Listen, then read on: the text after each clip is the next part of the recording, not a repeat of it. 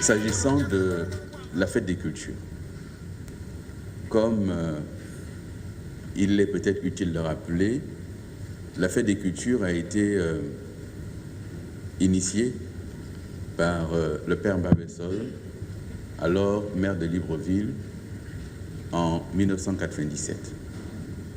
La fête des cultures a été initiée d'abord comme célébrant les cultures de la ville de Libreville. Et au fil des ans, la fête des cultures s'est ouverte aux communautés vivant à Libreville, communautés étrangères appelées communautés amies, et elle a intégré bien entendu toutes les cultures gabonaises. La fête a pris une ampleur telle que le chef de l'État, Omar Bongo Ondimba, l'a instituée comme une célébration nationale. Et un certain nombre de contingences ont fait que la fête des cultures a connu quelques difficultés dans son organisation et dans sa pérennisation.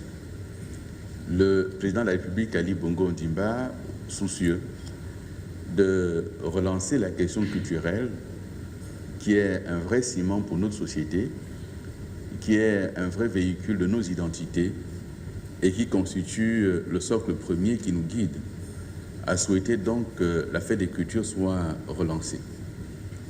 Et donc la fête des cultures sera célébrée cette année sur un thème qui devrait pouvoir nous parler parce qu'il est au confluent de tout ce dont nous parlerons ce matin, la diversité culturelle et cohésion nationale.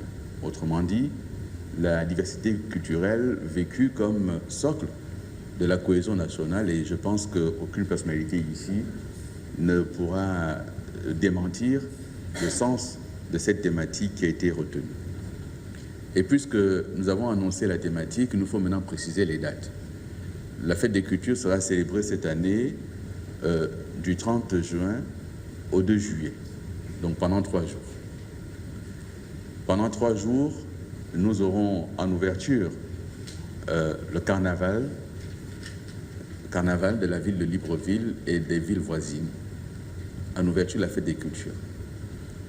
Pourquoi avoir décidé de faire à la fois une célébration des cultures sur un carnaval? Parce que, au-delà du caractère sérieux que représente la culture, au-delà du lien que la culture représente pour notre société, il y a un caractère festif et il nous paraît utile de faire en sorte que par le biais de la culture, les arrondissements connaissent une vie, un vécu. Et donc le carnaval va concerner en réalité la diversité culturelle dont regorge chaque arrondissement de Libreville et de communes voisines que sont Akanda et Ovendo.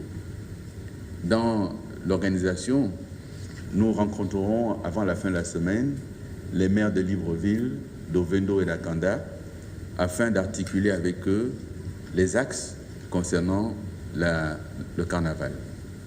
Chaque arrondissement devra choisir une couleur, devra identifier des axes culturels qui vont faire en sorte que chacun reconnaisse que pour cette année, le premier arrondissement de Libreville, par exemple, nous a proposé telle expression culturelle avec tel code couleur, telle animation. Chaque arrondissement va donc habiller 2 chars qui vont constituer les uns après les autres le carnaval de Libreville. Ce carnaval devra parcourir, bien entendu, les différentes artères qui seront identifiées et communiquées en temps opportun. Outre le carnaval, il nous faut indiquer que la fête des cultures aura un village. Donc, après le carnaval en ouverture, il y aura le village de la fête des cultures qui sera implanté sur le boulevard Jean-Paul II. Pour ceux qui ne le connaissent pas, c'est le boulevard qui abrite l'école Martine Oulabou, qui, elle, est célèbrement connue, le boulevard qui conduit au service de la primature, et ce sera là le village de la fête des cultures. Les inscriptions vont être ouvertes pendant tout le mois de mai et elles seront donc clôturées le dernier jour ouvrable du mois de mai. La présélection va débuter le premier jour ouvrable du mois de juin et va durer 15 jours. La présélection et les inscriptions doivent avoir lieu à Libreville et à l'intérieur du pays dans les capitales provinciales. À Libreville, 2 points ont été retenus. les services du ministère de la Culture, boulevard du bord de mer, au ministère de la Culture. Et le deuxième point, c'est à l'AMPAC. Et l'AMPAC est situé du côté de Multipresse l'Union. Et donc, ce sera les deux points d'inscription à Libreville. Et au niveau des capitales provinciales, les inscriptions vont avoir lieu auprès des services provinciaux de la culture pendant tout le mois de mai. Premier jour ouvrable du mois de juin, on ouvre les présélections qui vont durer 15 jours. 15 jours de présélection. Et à l'issue des 15 jours de présélection, on se donnera une semaine pour les sélections définitives. Et à l'issue de la semaine, donc autour du 22 juin, nous communiquerons, nous afficherons la liste définitive des expressions artistiques, culturelles qui ont été retenues et des différents groupes. Il s'agira en réalité, pour ce qui est de la danse, de danse traditionnelle, danse tradimoderne et danse moderne ou urbaine. Nous avons aujourd'hui un certain nombre d'expressions artistiques et culturelles qui sont proprement des expressions gabonaises, du terroir comme on dirait, mais comme la culture est ouverte et qu'elle se nourrit d'autres apports, nous avons des expressions qui ont évolué, qui ont épousé d'autres apports et qui aujourd'hui épousent tout à fait la modernité et qui font une alliance entre tradition et modernité. Nous avons également une culture urbaine dont il faut reconnaître qu'elle est elle également dynamique et elle s'exprime à plusieurs endroits et je crois que la culture urbaine a toute sa place au niveau de la fête des cultures. Nous aurons également les arts plastiques, donc de la sculpture, de la peinture, de la photographie, etc. Là aussi, il faudra que les uns les autres s'inscrivent. Il y aura les arts oratoires, de la poésie, du slam. S'il y a des slameurs dans la salle, ils sauront de quoi nous parlons. Nous essaierons également d'aller découvrir des artistes en herbe, notamment en matière de chansons et de musique, à l'occasion de la fête des cultures. Il y a des artistes confirmés, bien sûr, qui s'exprimeront dans différents concerts, mais il y aura aussi des fenêtres ouvertes pour les artistes en herbe qui se feront découvrir et qui pourront être produits par la fête des cultures. Il y aura tout ce qui est coiffure et vêture traditionnelle. Et là, la culture bantou est promptement convoquée à nous faire part de tout ce qui est vêture et coiffure traditionnelle. D'ailleurs, on voit très bien comment cela s'exprime et s'adapte au niveau des mariages coutumiers où les costumes sont de plus en plus recherchés. Et c'est du grand art lorsqu'on assiste à un mariage coutumier. Donc voici les différents axes. Nous avons décliné les lieux d'inscription, les dates d'inscription, les présélections, les sélections. Nous avons décliné également les sites. La fête des cultures, le site principal sera le village de la fête des cultures. Il y aura des sites associés. La maison Georges Agudi sera un des sites. Le ministère de la Culture sera un des sites. Le musée national sera un des sites. Il y aura peut-être d'autres sites qu'on ajoutera, mais sans trop faire effet d'accordéon, en tirant sur toute la ville. On va essayer de concentrer les points de la fête de sorte qu'on puisse quasiment les faire à pied, sinon sur un trajet de taxi. Voilà pour ce qui est de la fête des cultures. Nous donnerons des précisions lorsque vous poserez les questions. Je vous remercie. Mesdames et messieurs, comme Monsieur le ministre vient de vous l'annoncer, du 17 au 19 mai 2017, Libreville va abriter pour la première fois, depuis que la journée a été décrétée par les Nations Unies, une rencontre de haut niveau qui va regrouper à peu près 50 à 52 chercheurs, y compris des artistes et d'autres invités particuliers, qui vont venir ici à Libreville pour prendre part à ce que nous appelons la semaine de la décennie internationale de personnes d'ascendance africaine. Il s'agit effectivement d'une activité qui a été décrétée par les Nations Unies. Madame Petrus vous en parlera avec beaucoup plus de détails tout à l'heure. Une résolution dont le CICIBA, le ministère d'État, le ministère de l'économie numérique, de la communication, de la culture et des arts se sont appropriés parce que c'est une des recommandations des Nations Unies. Alors, je l'ai dit, ça sera pour la première fois que cette manifestation va avoir lieu en terre africaine Libreville. Pourquoi Libreville? C'est d'abord le siège du Sisiba. Et aussi parce que Libreville a toute une histoire, c'est une ville symbole. Par rapport à la thématique qui est abordée, c'est-à-dire celle qui touche directement les afrodescendants, eh bien, une partie de ces afrodescendants est partie de Libreville. Et Libreville elle-même a construit une partie de son histoire autour de ces symboles, le symbole de la liberté. Et c'est dans ce cadre que le comité d'organisation a choisi comme mascotte un monument que vous connaissez bien. C'est ce personnage qui est en train d'arracher ses chaînes. C'est un symbole de liberté au bord de la mer, entre guillemets, puisque ceux qui sont partis il y a 5 siècles ont été embarqués à partir d'ici aussi. Alors, ce moment incarne, si vous voulez, 3 symboliques. C'est d'abord un moment d'engagement. Engagement du Sisiba, de la République gabonaise et de son partenaire le PNUD par rapport aux personnes d'ascendance africaine. C'est aussi un moment d'affirmation. Affirmation de la fraternité que nous voudrions, nous, les Africains, témoigner à leur égard, parce qu'ils restent nos frères et sœurs, mais c'est des frères qui sont partis il y a 5 siècles et qui vont revenir sur leur terre première. C'est aussi un moment de célébration de retrouvailles, avec ces frères et sœurs qui sont partis et qui reviennent retrouver leurs frères et sœurs qui sont restés sur le continent.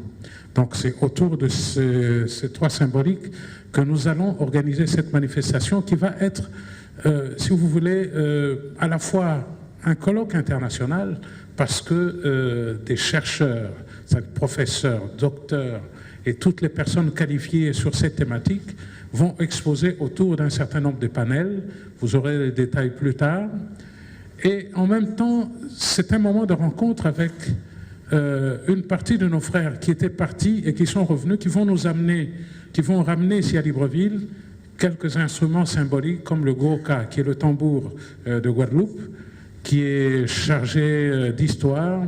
Ils viendront jouer ces instruments à côté de tambourinaires du Gabon. Donc on va voir et des conférences et aussi des échanges avec toutes ces personnes qui sont parties. Alors la thématique que nous on a choisie pour cette première édition, c'est Afrique, ma terre première. Effectivement, qui parle ici, c'est beaucoup plus ceux qui sont partis et qui retrouvent leur terre par Libreville. Alors je voudrais passer la parole à Madame Petrus-Barry, qui va vous indiquer un peu le sens qui a été donné à cet événement par les Nations Unies. Merci beaucoup, bonjour à tous.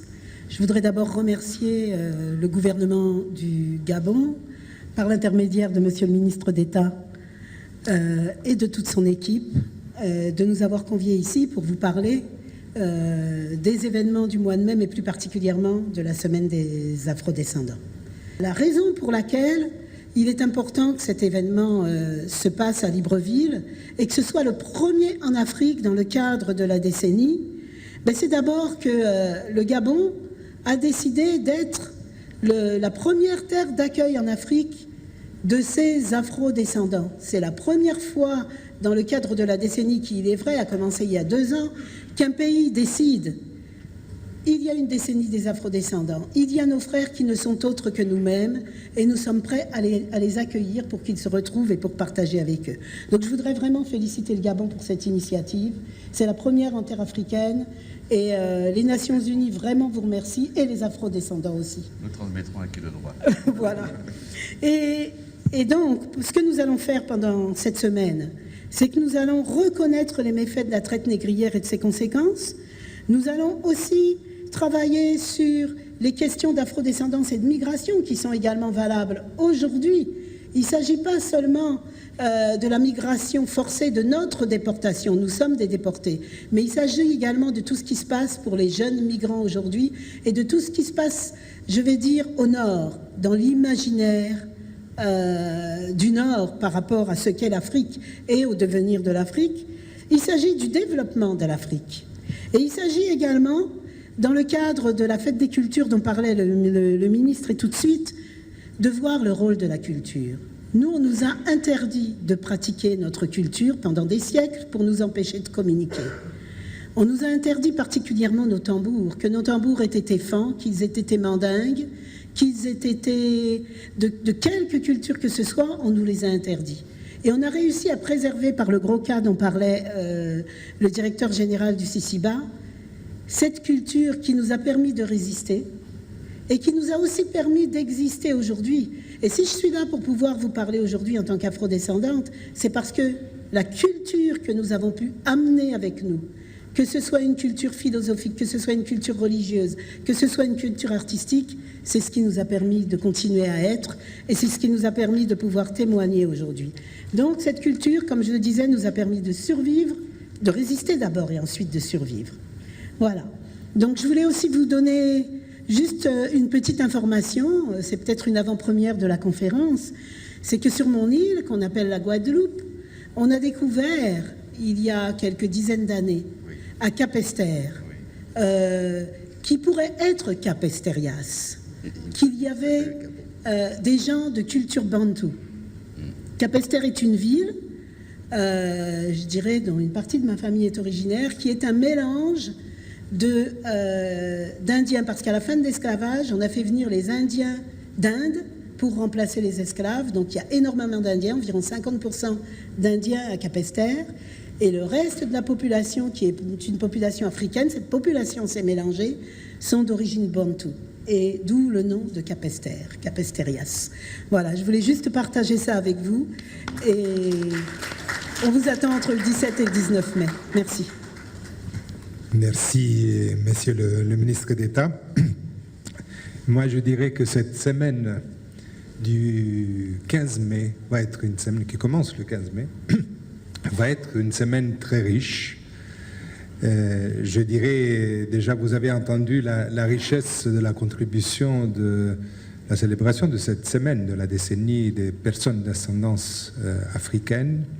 Nous allons continuer avec la célébration d'une journée des Nations Unies célébrant la diversité culturelle pour le dialogue et pour le développement. En fait, cette journée elle est célébrée tous les ans le 21 mai. Ça va tomber un dimanche, donc nous allons commencer plus tôt.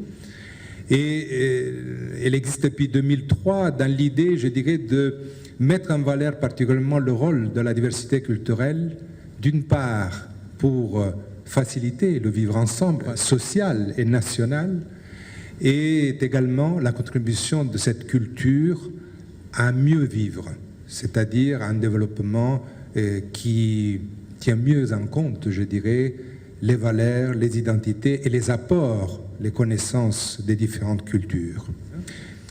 Le thème général de cette célébration qui a été retenu, c'est le rôle des femmes dans la sauvegarde, je dirais, et dans la transmission du patrimoine culturel immatériel pour la paix et le développement. Donc vous voyez, on a essayé de donner une signification un peu plus forte en ce qui concerne le rôle que les femmes en Afrique en général et au Gabon jouent dans la préservation et la transmission de ce patrimoine. Et l'idée, c'est également de mettre en lumière les deux aspects, donc par deux thématiques, deux axes thématiques, qui sont d'une part l'inventaire, l'apprentissage et la transmission des savoirs et des mécanismes endogènes pour la prévention et la résolution des conflits. Et le deuxième, c'est les langues. Vous savez, on ne peut pas parler d'un patrimoine sans prendre en considération l'élément qui véhicule ce patrimoine, qui sont les langues, avec toute la richesse déjà des langues parlées au Gabon. Et là, effectivement, en mettant en valeur la transmission des savoirs et des connaissances endogènes pour le développement durable. Alors, lorsqu'on parle de patrimoine culturel, donc pour le mieux vivre ensemble, bien sûr, nous pensons à tous ces mécanismes qui existaient déjà, qui ont permis déjà au Gabon de vivre comme une entité, malgré le fait qu'elle soit composée d'autant d'identités, de cultures, de langues différentes.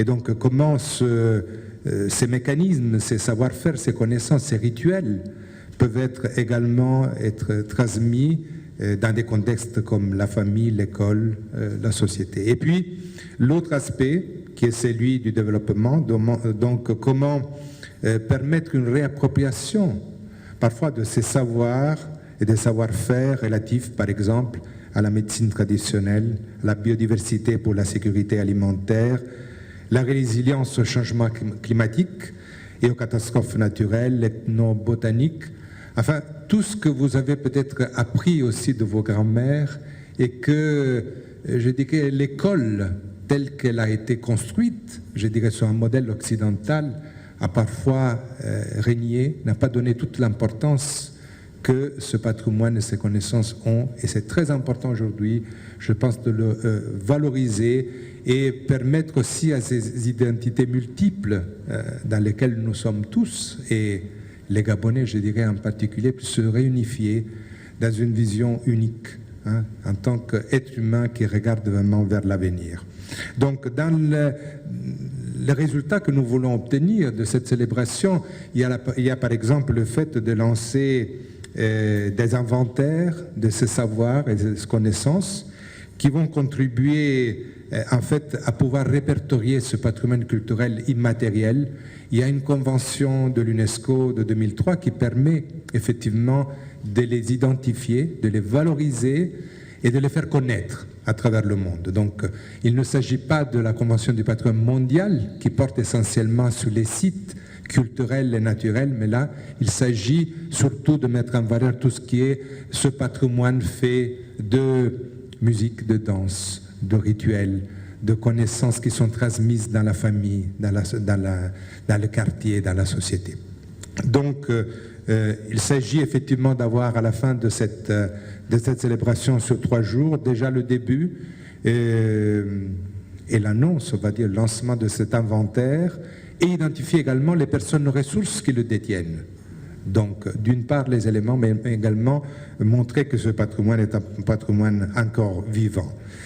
Il y aura également la possibilité, puisque diversité culturelle, ça veut dire aussi diversité religieuse, c'est dans les différents contextes, les différents cultes, la possibilité également de célébrer, je dirais, et faire un appel à la paix, au dialogue, donc que ce soit dans le monde musulman, que ce soit dans le monde chrétien, que ce soit dans les sociétés traditionnelles à travers les cultes traditionnels. Il y aura de cette manière une sortie des masques, déjà le vendredi soir. L'autre lieu choisi sera donc le Musée national des arts et des traditions. Voilà, puis s'il y aura quelques questions, bien sûr, nous serons prêts à y répondre. Gabon 24 est disponible en France sur les box SFR ADSL, canal 674, et sur les box numéricables et SFR by numéricable, canal 778.